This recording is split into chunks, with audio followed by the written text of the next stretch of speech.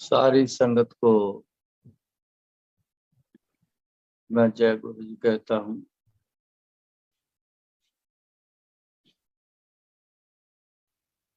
अभी एक शब्द चल रहा था, बिन देखे प्रीतमा हूँ रह न सका, मैं नीर वह चले जियो।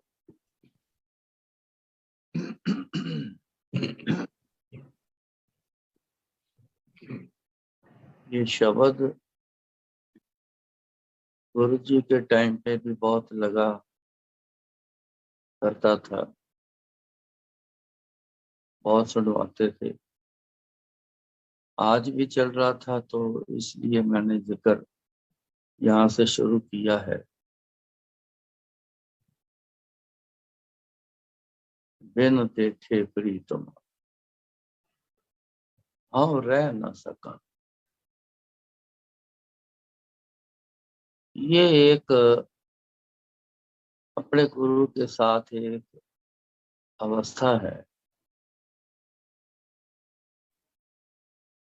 ये अपने गुरु के साथ एक जुड़ने की अवस्था है।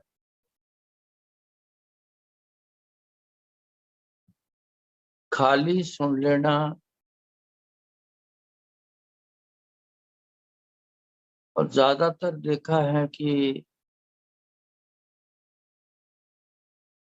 वाणी कई बार समझ नहीं आती, क्योंकि इसकी पढ़ाई हमने कभी करी नहीं। और लैंग्वेज सीख ली, लेकिन ये लैंग्वेज पर हमने कभी ध्यान नहीं दिया, इसलिए कई बार समझ से बाहर चली जाती है। गुरु जी का इस शब्द के बारे में सुनवाने का खास मतलब एक होता था। वो मतलब ये था कि आप मेरे पास आते हो। कुछ लोग गुरु जी को मारने की कोशिश करते थे, कैसे जुड़ा जाए, उसकी अवस्था कैसी होनी चाहिए, फिर उस अवस्था में अगर चले गए तो निशानी क्या होनी चाहिए। देखिए तो सही ना कि क्या मैं वहां तक पहुंचा हूं कि नहीं, निशानी होनी चाहिए। वो ये चीज लोगों को उस लेवल पर लाना चाहते थे। गुरु जी की शुरू से बहुत ज्यादा इच्छा रही है, आते हो तो मेरे साथ जुड़ो जुड़ो।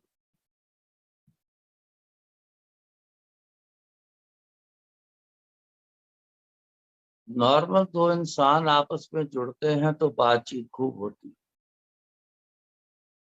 ख्याल भी रखा जाता है, कहना भी माना जाता है, काम भी आते हैं। हर चीज में जुड़ना बहुत जरूरी।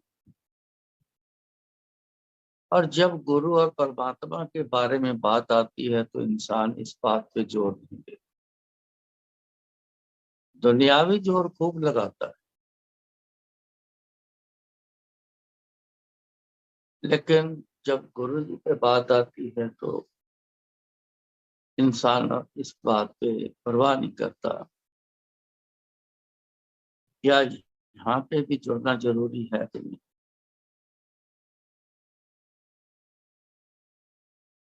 शब्द लगा देना, सुन लेना, शब्द की आवाज सुनते हैं हम, वो कहता क्या है वो नहीं सुनते। आवाज तो सुन लेना, मन को बस इतनी तसल्ली दे दी, हाँ जी शब्द लगा दिया है जी, बस चल रहा है। वो कह क्या रहा है कोई पता नहीं। ये बहुत जरूरी है समझना। और आगे एक और स्टेप बड़ा जरूरी है कि सुनकर उस पर चलना। जब तक चला नहीं जाएगा तो अपनी मंजिल तक आप पहुंच नहीं पाओगे। खड़े ही खड़े आप जो मर्जी ख्याल करते रहें, ख्यालों में बातें करते रहें, मुंह से बोलकर भी बातें करते रहें, जो मर्जी करते रहो, लेकिन जब तक पैरों से चला नहीं जाएगा आप अपनी मंजिल तक नहीं पहुंचो। वहीं खड़े रह जाओ। आस रखोगे कि मंजिल तक पहुंच गया हूं कि नहीं, या पहुंचना था, तो वो पूरा नहीं हो।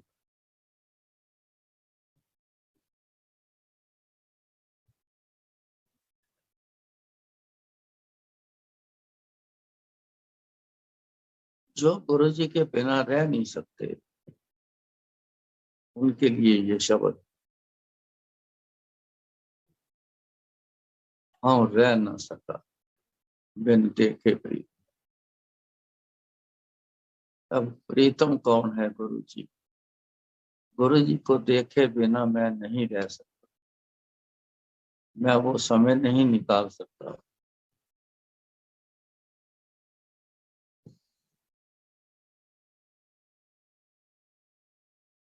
ये एक निशानी है कि हमारा गुरु जी से प्रेम है कि नहीं। यहाँ बीच की बातें नहीं चलनी, है कि नहीं। अगर तो आप रह सकते हो गुरु जी के बिना, उनको देखे बिना, देखेगा मतलब उनको याद करने बिना, अगर तो हम रह सकते हैं तो जीरो। फिर खाली बातें हैं, अंदर ठोस नहीं, अंदर बर्तन खाली। अगर नहीं रह पाते फिर तड़पना पड़ती है। जैसे किसी से प्यार हो जाए और जिस दिन वो ना दिखे, जिस दिन वो ना मिले, तो अंदर तड़पता है, उसको कुछ नहीं सूझता, मारा मारा फिरता है, ढूंढता फिरता है। ऐसे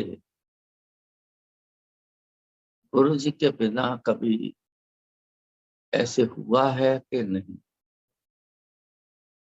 ये हर इंसान को खोज करनी चाहिए अपने बारे में।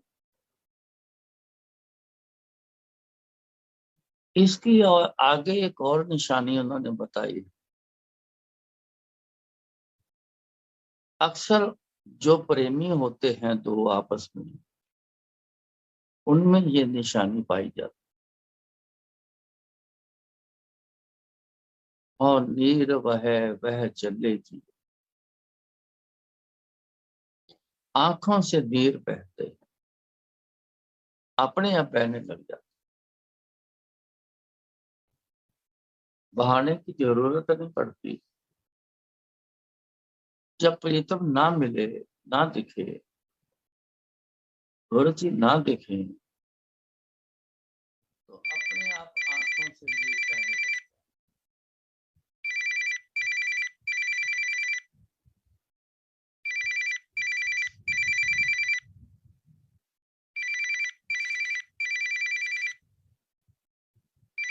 तो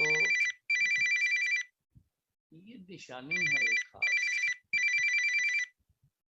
आंखों से नीर बहना। नीर बहना क्या है? मन नहीं लगता, चैन नहीं आती,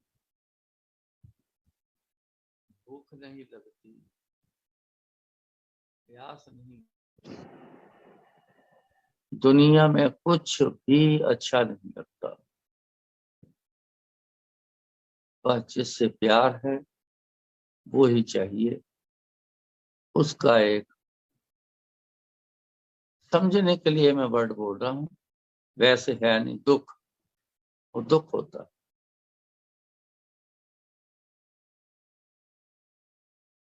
तो ये हालत बनती है।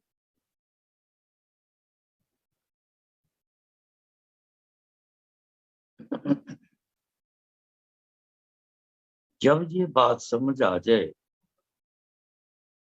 क्यों नहीं रहा जाता उनके बिना।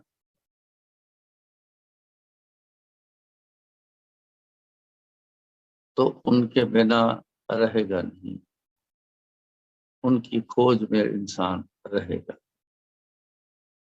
खोज याद से होनी है, याद से गुरु जी को खोजेगा। क्योंकि जो आनंद गुरु जी के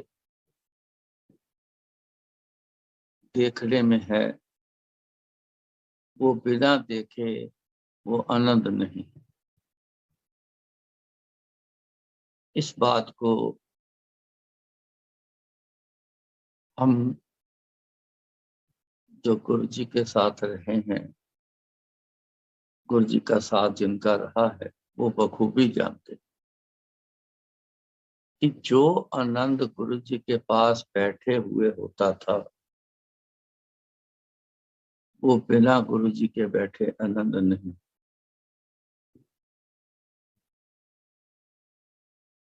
ये बड़ा बखूबी आप समझते हो।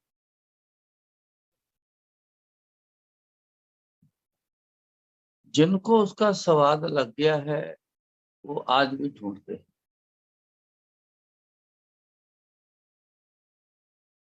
ढूंढना भी चाहिए। तो स्वाद कहाँ से लेके आए? वही स्वाद ने हमारे कल्याण करने हैं, हमारी जिंदगी अच्छी बनानी है। हमारी सबसे बड़ी बात जो है, आगे जगह बनानी। आगे जगह का मतलब आप समझ गए होंगे। इस जीवन को छोड़ के कहाँ जाना, कहाँ जाना। इंसान अक्सर इसी जीवन के बारे में ही सोचता है। ये जीवन तो सेट हो चुका है। हमारे पैदा होने के साथ ही पूरा जीवन का लेखा जोखा लिख के आया है।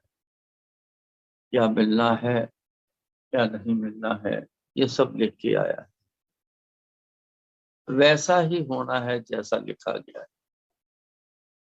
इसमें खाना पीना भी शामिल है, सांस आना भी शामिल है, दिल का धड़कना भी शामिल है, आना जाना भी शामिल है, कितनी कमाई करना वो भी शामिल है, कितनी कमाई हमारे काम आनी है, कितनी व्यर्थ जानी वो भी शामिल है। ये सारी चीजें शामिल। इस जन्म के बारे में को फिक्र ना करो। फिक्र पता क्या करना है? आगे कहाँ जाना,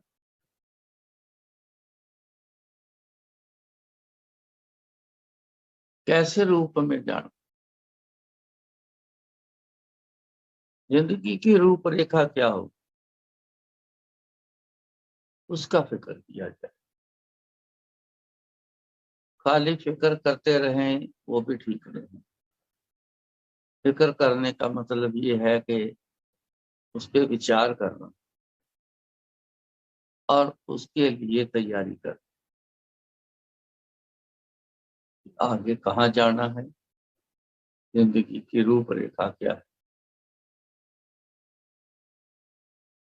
इस पे विचार करना चाहिए। फिक्र होना चाहिए कि करना है, तैयारी आगे की करनी है, ये फिक्र होना चाहिए।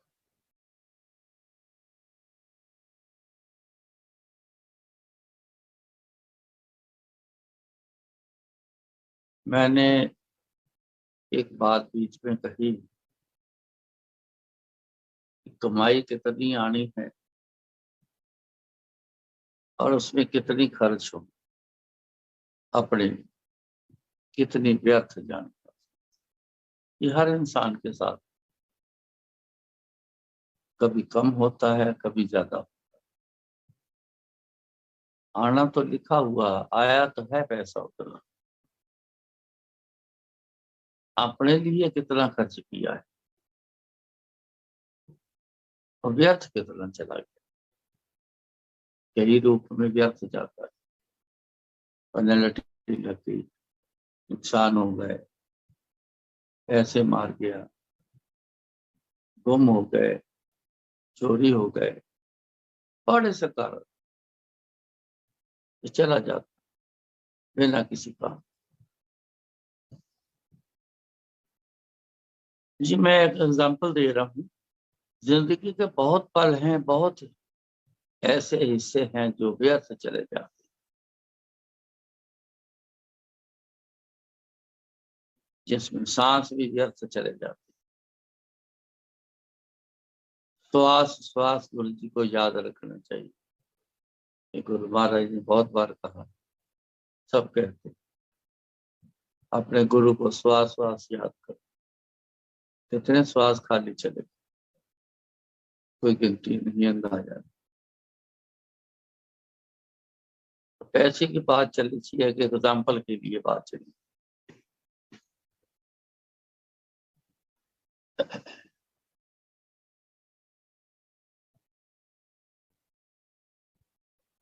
एक बार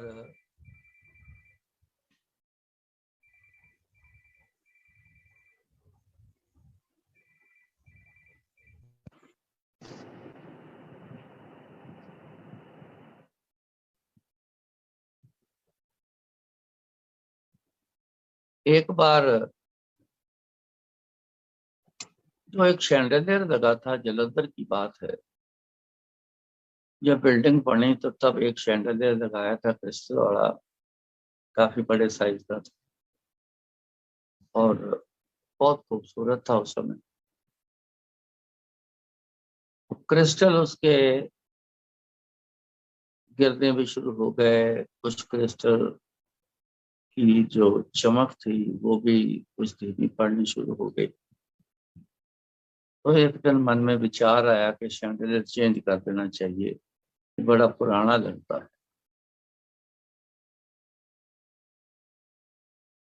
तो मैंने किसी बंदे से कहा कि शैंडलियर चेंज करना है, आप शैंडलियर की सेवा करो। उन्होंने बोला चलो लेके लेके आते। जाके पसंद किया, लेके आ गए। मैंने आके उसको असेंबल किया, पुराने वाला उतारा, नए वाला असेंबल करके वहां से लटका दिया,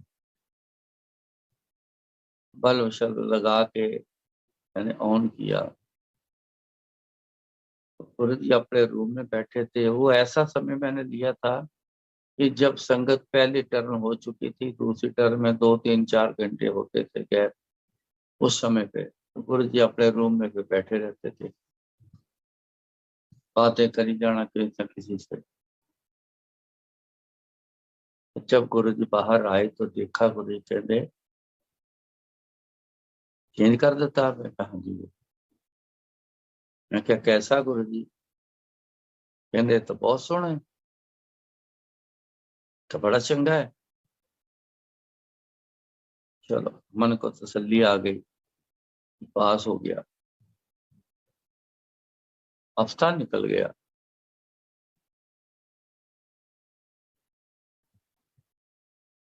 एक बंदे को उठाया तो उसको बोलते हैं, ये शैंडलियर ठीक नहीं है ना? अब ठीक नहीं है। गुरु जी के आगे तो हर इंसान, जो गुरु जी बोलेंगे, गुरु जी दिन बोलेंगे तो दिन है, रात बोलेंगे तो रात है। नहीं है चंगा तो बोल दिया, हाँ जी नहीं चंगा। जा रघबीर ਨੂੰ ਨਾਲ ਲੈ ਜਾ, नवा शैंडलियर ले आएगा। मेरे को इशारा करके बुलाया। गुरु जी ने बोला है कि नया शैंडलियर लेके आओ, बढ़िया सा। मन में सोचा, अभी तक तो बहुत बढ़िया था ये, हफ्ता हुआ है अब नया और बढ़िया सा लेके आना है। क्या लीला है गुरु जी की। पहले तो कह रहे थे बहुत अच्छा है। चलो, मैंने उनको साथ लिया, चले गए। चले गए तो मैंने कहा जी पसंद कर। उन्होंने कहा मैं इन चीजों के बारे में जानकार नहीं हूं, मेरे को नहीं पता अच्छा क्या है बुरा क्या है, आप ही पसंद कर दो। मैंने कहा जी आपको बोला है आप ही पसंद करो।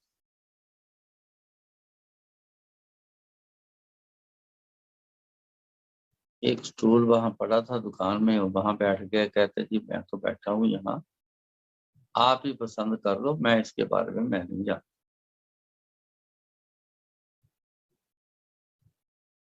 आखिर में मेरे को फिर पसंद करना पड़ा, उसमें से जो मेरे को अच्छा लगा लेके आ, असेंबल किया, नया लगाया, पुराना उतार दिया। थोड़ी जी बाहर आए, ऑन करके दिखाया, ये तो बहुत सोहना है। मन में मैंने अपने आप को कहा, तो गुरु जी उस दिन भी जो उतरवाया है, ये भी आपने कहा था कि बहुत अच्छा है। सीधा समझ नहीं आई मन में। कहते पुराने वाला उस बंदे को पैक करके दे दे, ये प्रसाद वो अपने घर जाके लगा दे।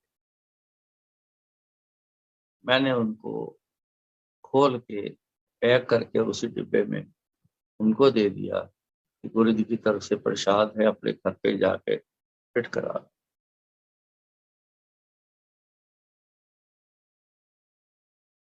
एक आध दिन निकल गया तो गुरु जी से मैंने पूछा, मैं कहा गुरु जी वो पहले वाला भी बड़ा अच्छा था, आपने कहा था बहुत सोना है,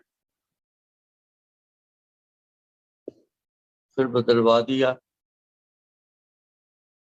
क्या लीला है गुरु जी इस पे। मेरी अक्सर आदत थी, मैं लीला जरूर पूछता। उसमें लीला का मतलब है कि जो गुरु जी की करनी है उसमें बहुत कुछ होता है, सीखने के लिए बहुत कुछ है। आपके सीखने के लिए ही ये सत्संग है बना, ये बनाया गया सत्संग, इसको लीला बोलते हैं। ये लीला बनाई गई, इसलिए बनाई गई, एग्जाम्पल तैयार करी गई कि आप सुनो और समझो, जानो इसको।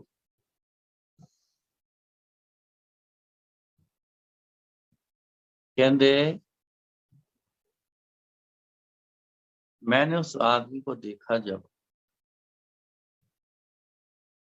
तो सामने वो बात आई उसकी, इसका 30,000 रुपया व्यर्थ चले जाना है यार।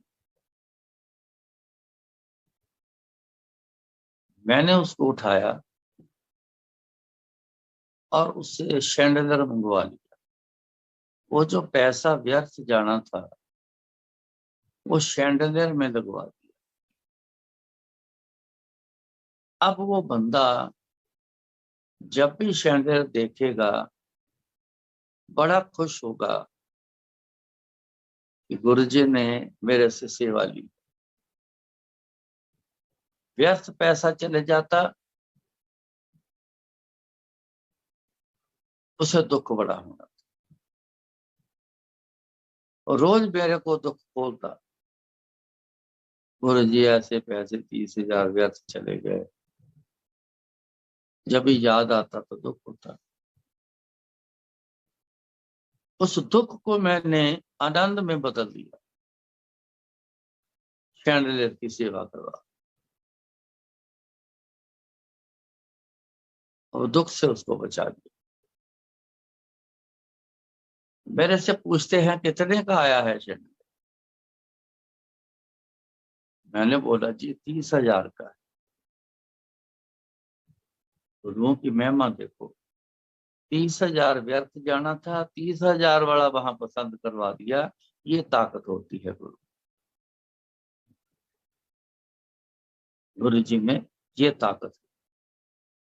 वो जो चाहे किसी भी इंसान से वो वैसा ही करवा दे।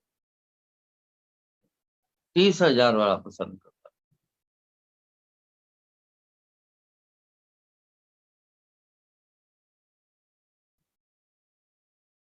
बात समझ आ गई। फिर गुरुजी ने एक बात कही, कहते दान की प्रथा कैसे चली।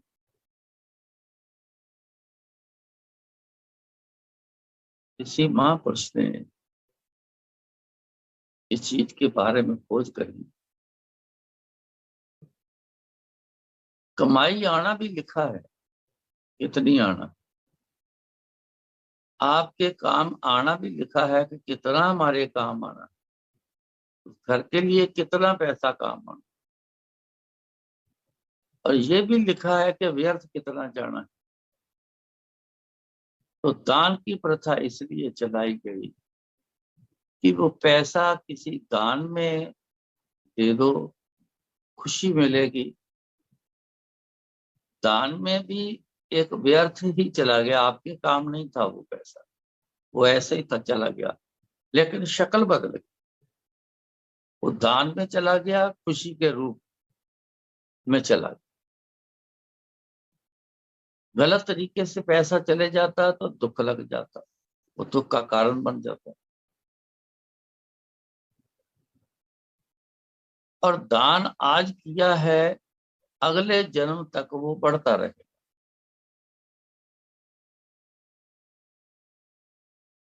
ये मन कथा नहीं है, अगले जन्म तक बढ़ता रहेगा। ये मन कथा नहीं है। गुरु जी एक शब्द सुनवाते थे जिसमें इसके बारे में एक्सप्लेन किया हुआ। रामचंद्र के दादा राजा अज, उनका नाम था राजा अज, उसकी कहानी। एक संत आया, वो घोड़ों के तबेले में खड़ा था। राजा ने बोला राजा कुछ दे दे, मैंने जाना है। तो बोला यहाँ मेरे पास कुछ नहीं है, दरबार में आ जाना, जो मर्जी ले जाना।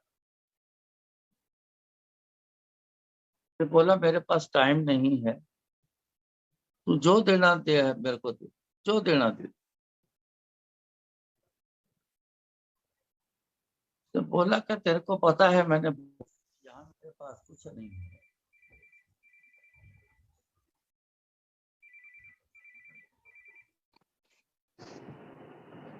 यहाँ मेरे पास कुछ नहीं है, तो दरबार आ जा तो ले जा। बोला मेरे पास टाइम नहीं है, कुछ देना है तो दे दे, नहीं तो मैं जाऊं। उसको गुस्सा आ गया राजा जी। तो बाबा तेरे को बात समझ नहीं आती। तो घोड़ों के तबेले में खड़ा था, तो घोड़े की लीद थी, उसने एक बुक भरी और कहता चल यही है यहाँ पे, ये फड़ पकड़ फिर जा लीजा। तेरे को बात समझ नहीं आती। एक दो हाथ करके लीद की उसने उसको दे दी। उसने बोला कि जा तेरा दान बढ़ेगा। तो चला गया। अब उसके काम की नहीं थी। संत ने अपने कुटिया के बाहर लीद वो रख दी। बहुत डे बाय डे बढ़नी शुरू हो गई। एक दिन राजा आज घूमता हुआ साइड आया, एक ढेरी उसने देखी, घोड़ा यहाँ है नहीं, ना घोड़े का कोई निशान है, मगर ये लीद कहा जो पड़ी है, ये कैसे पड़ी। शंका।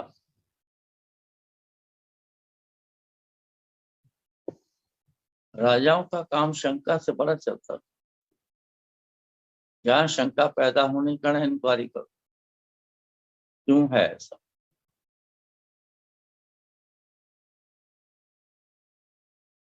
एक बंदे को भेजा, जा पता करके आ। तो वो संत अंदर समाधि लगाए बैठा था, उसको उठाया। तो बोला, बाबा के कितने घोड़े हैं तेरे पास? कहता, मेरे पास कोई घोड़ा नहीं। ये लीद कहाँ से आई? कहता, किसी ने दान में दी। किसने दी है? राजा अजय ने दी। वो पढ़ी। वो गया, जाके राजा अजय को बोला, जी को आपका नाम लिया है कि दान में दी है। उससे वो समझ याद आ। उससे बोला, मैंने 2 हाथ भर के दी थी, ये तो उससे बहुत ज्यादा है। फिर शंका आ गई, ये ज्यादा कैसे हो गई? फिर राजा खुद गया। कहता, मैंने आपको 2 हाथ भर के दी थी, ये इतनी ज्यादा कैसे हो? किसी और ने भी दी है? तो बोला, नहीं, ये तेरा दान दिया हुआ बढ़ रहा है, ये अगले जन्म तक बढ़ता रहेगा। जब तू मर के दोबारा पैदा होगा तो ये नींद तेरे को खानी पड़ेगी। कि दान दिया है, दोबारा बढ़कर तेरे को मिलना है। 10 रुपए दान दिए हैं तो अगले जन्म में पता नहीं कितने रुपए बढ़कर आपको मिलने। अनाज दिया है तो पता नहीं कितना बढ़कर अनाज आपको मिलना है। तो ये बढ़कर अगले जन्म में आपको खानी पड़ेगी। आप कोई ऐसा जानवर बढ़ोगे जिसकी ये खुराक होगी। राजा कांप गया।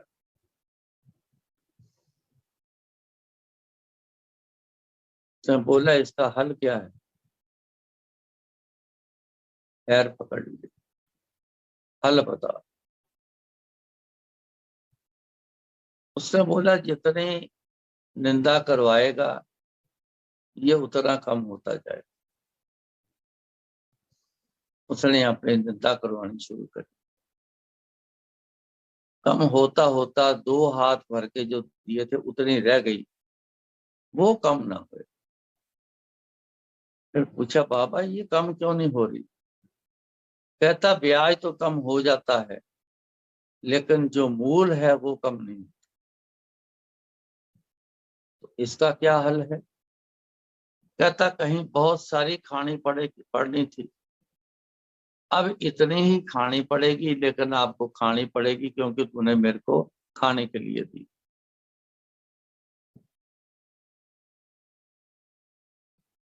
वो घर ले गया, तो सुखा के उसका चूरन बना के डब्बे में डाल लिया। इतिहास में लिखा है कि राजा आज खाने के बाद उसे चूरन समझ के खाता था और रोता था कि क्या कर्म कर बैठा। ये गुरु जी शब्द में एक व्याख्या सुनाया कर।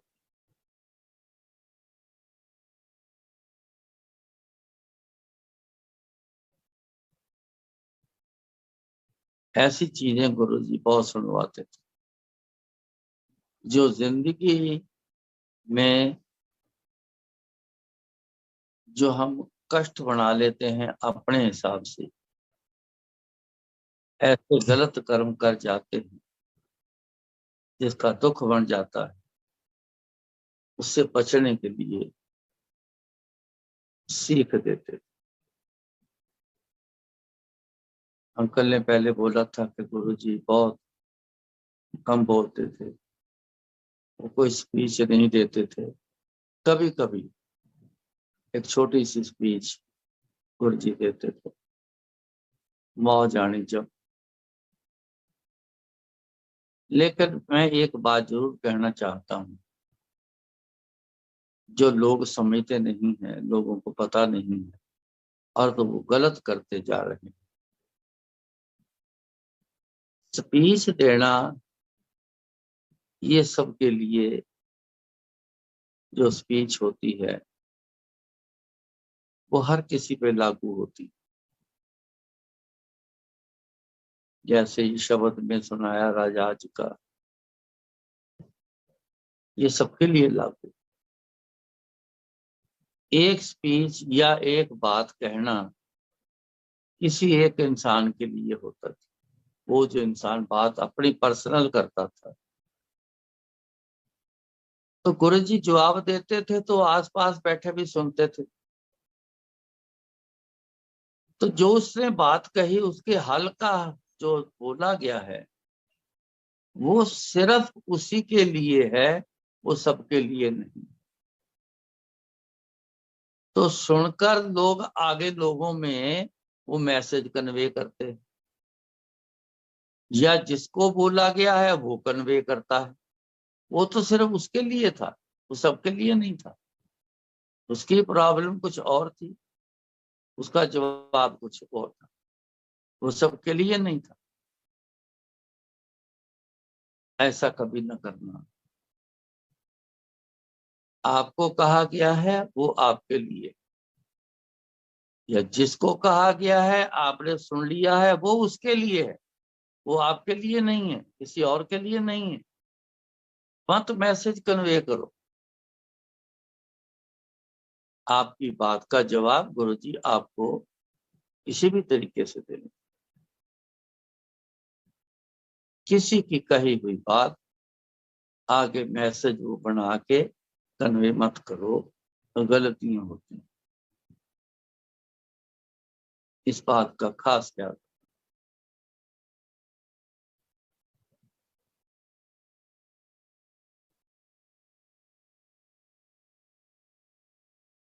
गुरु जी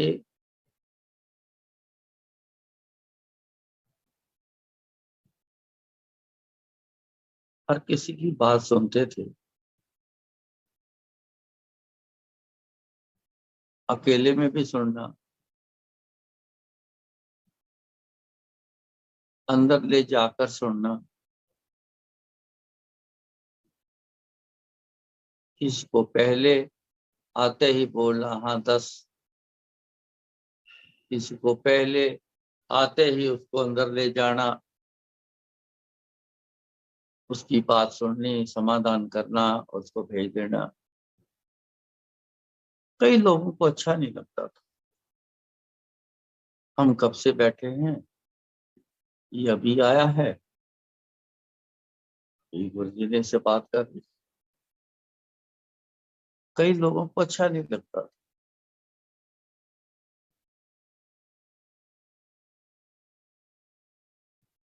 एक कोई आया तो गुरुजी ने उससे अंदर जाके अपनी बात करके तो उसको भेज दिया। तो जो बात करने के लिए बैठा था, जब गुरुजी वापस आके अपनी सीट पे बैठे तो उसने एक सवाल किया। गुरुजी, वो एक बड़ा आदमी, ब्यूरोक्रेट है, इसलिए आपने उसकी पहले बात सुन ली और उसका समाधान करके भेज दिया।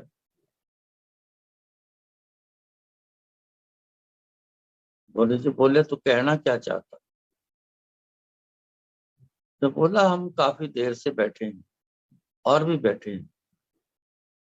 जो ऐसे टाइप के लोग हैं क्या इनको प्रायोरिटी होती है कि पहले इनका काम करना।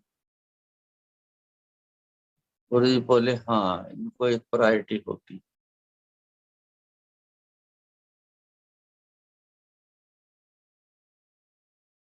गुरु जी बोले, कहते मेरे को ये बता, तू सेक्रेटरी क्यों नहीं बना, तू मिनिस्टर क्यों नहीं बना, तू चीफ मिनिस्टर क्यों नहीं बना, तू किसी डिपार्टमेंट का चीफ कमिश्नर क्यों नहीं बना, तू बिरला टाटा जैसा क्यों नहीं बना? ऐसा क्यों नहीं बना?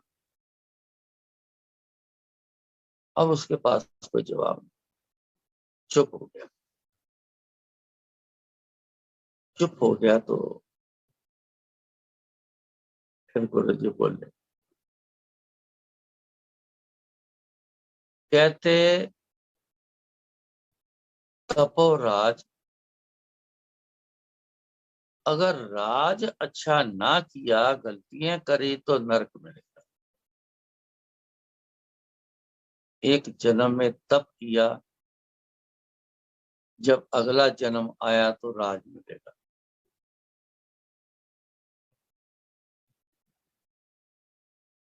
कहते मैं इनके कर्म देखता हूं, इस जन्म के नहीं, इस जन्म के कर्मों का फल आगे इस जन्म में मिलेगा। पिछले जन्म के कर्मों का फल अब मिल रहा है सबको। तो मैंने इसके कर्म पड़े हैं पिछले, इसने बड़ा तप किया है, तब ये ब्यूरोक्रेट बना है, बड़ा ऑफिसर बना है, सेक्रेटरी बना है। और तप करने की कदर मैंने की है, उसके लिहाज से मैंने इसको पहले प्रायोरिटी। तूने कौन सा तप किया है? तू एक ऑर्डिनरी बंदा है, तूने कोई तप नहीं किया, कोई गुरु को याद नहीं किया, कोई प्रभु को याद नहीं किया, कोई पूजा पाठ नहीं करी, कोई धर्म कर्म नहीं किए, तो कुछ किया है? इंसानी जन्म खाली मिल गया, लेकिन है तो तू नॉर्मल, किया तो कुछ है नहीं, मिला था तेरे को कुछ नहीं, क्योंकि मिला तब नहीं क्योंकि कुछ किया नहीं। तप का रिगार्ड करने के लिए, तप वाले का रिगार्ड पहले होगा, तू कर दे तब तेरा रिगार्ड होगा। तप का रिगार्ड है, उस रिगार्ड से मैंने इनको प्रायोरिटी देता हूँ। जो अच्छा काम करके आता है, जो मैच जीत के आता है, उसको शाबाशी मिलती है ना, इनाम मिलता है। तो ये तप का इनाम।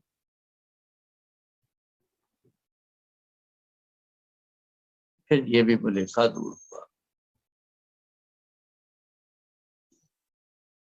गुरु जी की आगे कदर, जो पूजा पाठ करते हैं उनकी कदर सबसे ज्यादा है गुरु जी के आगे। कुछ लोग ऐसे रहे हैं, आज भी हैं, जिनसे गुरु जी का बहुत प्यार है, प्रेम है, और रिश्तेदार थोड़ी है, लेकिन उन्होंने पूजा पाठ किया, तप किया, उसकी वजह से उनको पता है कितना किया है। क्योंकि गुरु जी हमेशा कहते थे आप लोग आते हो, मैं सबसे पहले आपका दिमाग पढ़ता हूँ, फिर आपके कर्म पढ़ता हूँ, उसके हिसाब से आपसे बात करता हूँ। अब दिमाग क्या पढ़ना, दिमाग में क्या चल रहा है, क्या मेरी याद तेरे दिमाग में है कि इधर उधर की बातें दिमाग में। कर्म पढ़ना, क्या कर्म किए जिसमें ये कर्म पूजा पाठ भी है।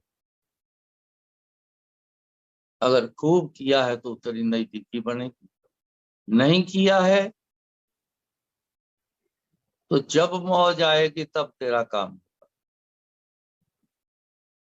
जरूरी नहीं है कि आते ही आपका काम, कर्मों के हिसाब से आपका काम। कर्म पढ़ते, ये अपने भलेखे दूर कर देना, कैसे कर्म किए हैं उसके हिसाब से बात करेंगे, उसके हिसाब से काम भी करें।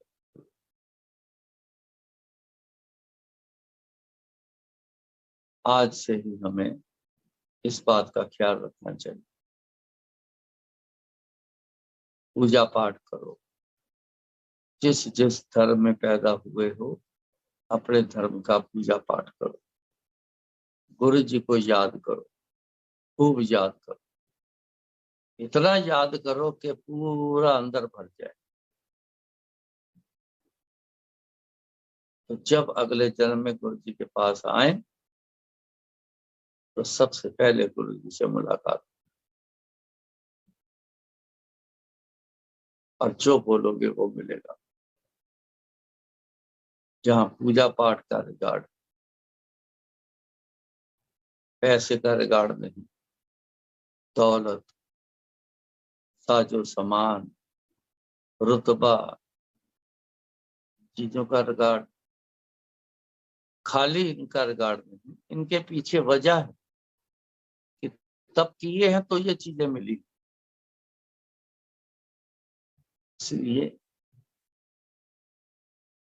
गुरु जी को याद करना, हमेशा याद करो, करते रहो।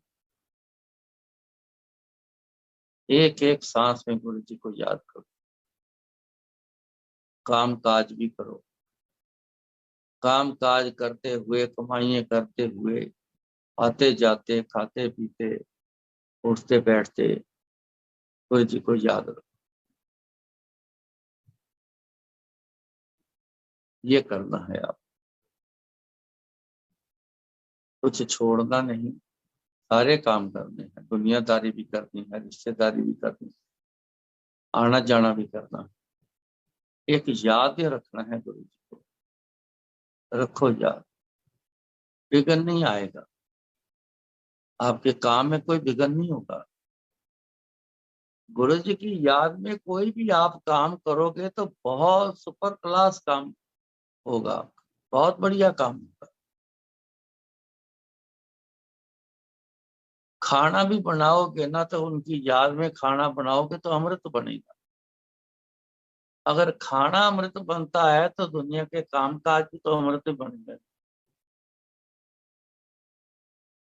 सो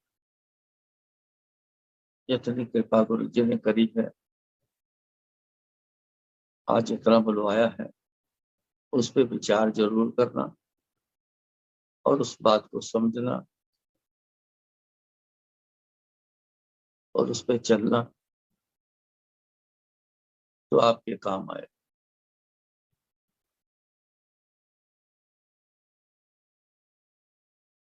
बिन देखे प्रीतमा, ये बात आपके अंदर पैदा तब,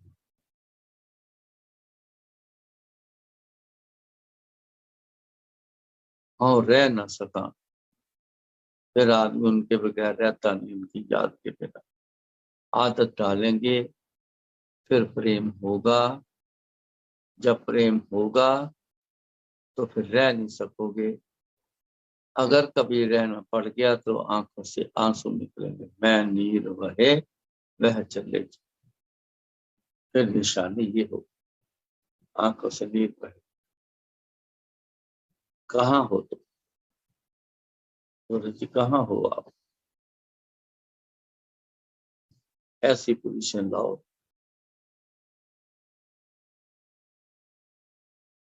जिंदगी के नजारे कुछ और ही। भाग्य लेता हूँ, फिर मुलाकात होगी। जो महाराज बुलाएंगे बोलेंगे जय गुरु जी।